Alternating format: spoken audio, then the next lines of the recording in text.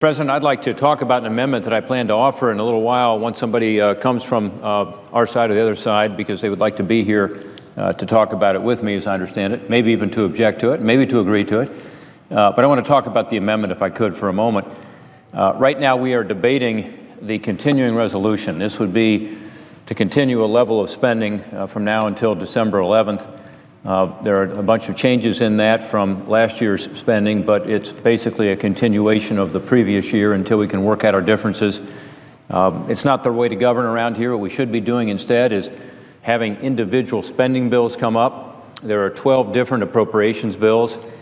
The ideal way to handle this is the way it used to be done, which is that the Appropriations Committee and its subcommittees deal with these individual spending bills. One, for instance, is for Commerce, State Department, Justice Department. One is for Department of Health and Human Services and Labor Department. One is for the Department of Defense. When you do that, what happens is you have oversight hearings. You have Congress playing its rightful role of saying, are these agencies doing the right thing? Are these programs working or aren't they working? You might increase spending with a program that's actually working well and decrease spending for another program and eliminate a third program that's not working well at all. That's what Congress is supposed to do. That's our job here.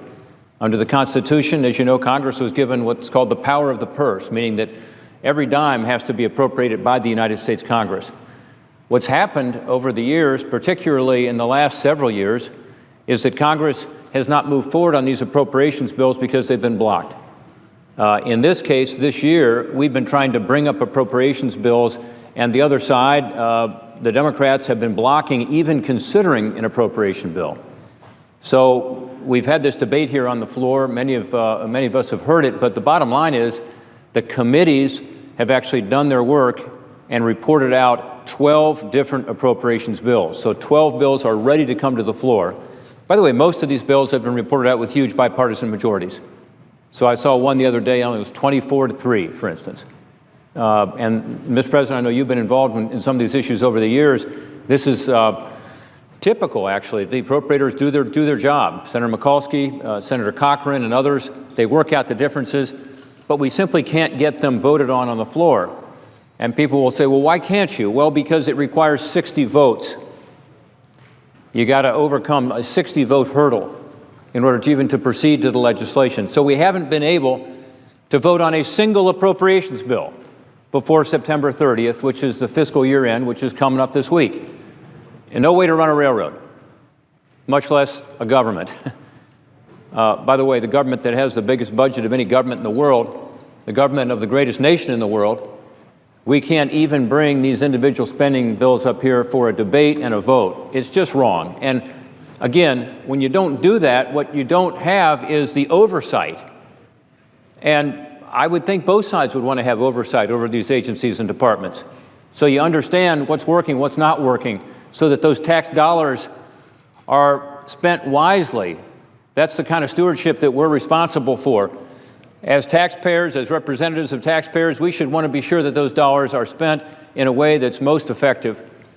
And yet, without having these appropriations bills, it's just impossible to do it. So instead, we're faced with this possibility of September 30th, not having any what's called discretionary spending, which is not all the spending of government, but it's the spending that Congress appropriates every year, and having the possibility of parts of government actually not being able to operate because on September 30th is the fiscal year end. It's just the wrong way to do business. So the amendment that I'm going to offer later this afternoon is an amendment that simply says, let's adopt a new bill, new legislation that says, let's end government shutdowns. How would we do it? We would say that as of September 30th, if there is any bill that's not passed, any one of the 12, and remember, this year, none of the 12 were passed, none of them. But any year, any one of those were not passed, then you would simply continue the spending from the previous year, but there would be a reduction in that spending over time. After 120 days, there would be a 1% reduction, giving you 120 days to work with the Appropriations Committee to say, okay, we know you don't want to see the spending be cut. We know you have some priorities you'd like to fund, but it's going to be cut 1% on 120 days. And then 1% the next 90 days, 1% the next 90 days, 1% the next 90 days. So you get to the point where you actually see a reduction in spending every year, which is not necessarily a bad thing because Congress spends more than it takes in every year. But if appropriators and others here in Congress don't want to see that, they would have to get their act together and actually pass appropriations bills. Once an appropriations bill was passed, the End Government Shutdowns Act would not apply. This seems to me to be a really logical, bipartisan, common sense solution to the problem that we're facing here. And again, the problem is Congress is not doing its work. We're not getting these appropriations bills done. It's not for lack of work in the committees this year. Again, all 12 bills reported out of committee. I believe the same is true in the House. And yet we cannot get here on the floor of the Senate the 60 votes needed to come up with the ability to proceed to these appropriations bills. It's called a filibuster. They're being filibustered. We're not even debating them. This is just wrong, and I think, again, the way to get around that is to say, okay, if you want to try to block these bills, then what's going to happen is we're going to have automatic spending from last year, no increases, in fact, decreases, and decreasing more over time until Congress gets its act together and actually passes this legislation. This idea is so common sense that when we had a vote on it a couple years ago, when I was able to bring it up for a vote, and we'll see tonight whether I'm permitted to do that, we actually had 46 United States senators support it. Now, not everybody supported it on the Appropriations Committee. Some of them obviously have some concerns about it. Not every Republican supported it. There were a few Republicans who didn't support it. By the way, one of the Republicans who didn't support it last time is now a co-sponsor of the legislation because she has looked at it, she has understood the system's not working, she's been persuaded it's the right way to go. It was bipartisan last time. Senator Tester and I were the two co-sponsors of it.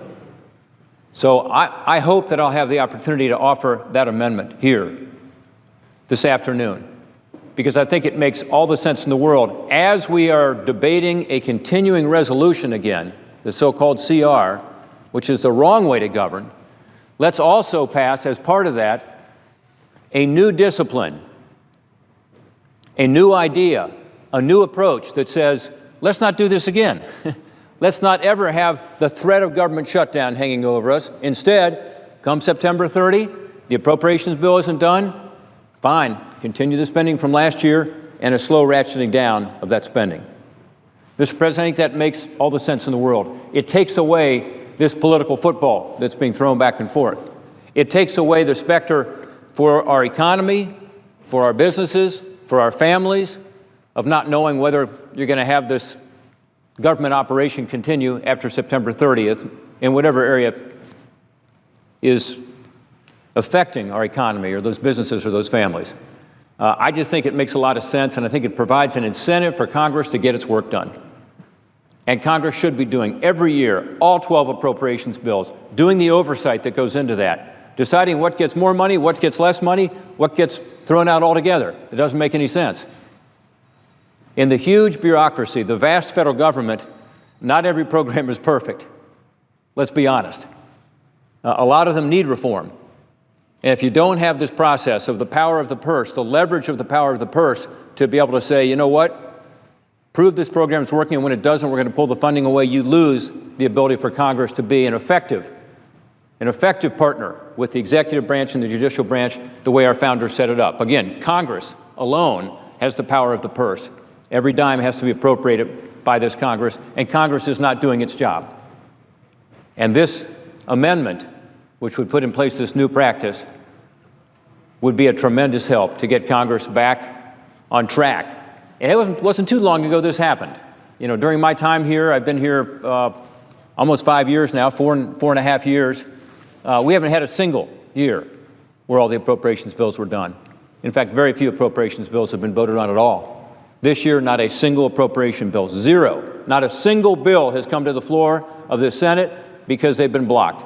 They've all come out of committee now, but not a single one is allowed to get voted on here in the United States Senate. I do hope that my own leadership on the Republican side will keep bringing these appropriations bills up.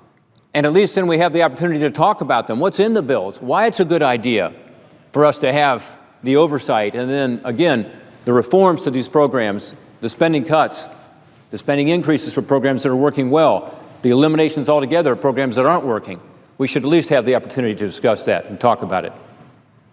So, Mr. President, I was hopeful that we'd see a colleague from the other side of the aisle show up, or a member of the Appropriations Committee. I was told I could give this little talk at 5 o'clock, and I have the opportunity to offer this amendment. I will have to come back later and offer it again. I thank you, Mr. President, for giving me the time. And I don't know if my colleague from Iowa is planning to speak. If so, no? Okay, well, then I would suggest the absence of a quorum. Clerk will call the roll.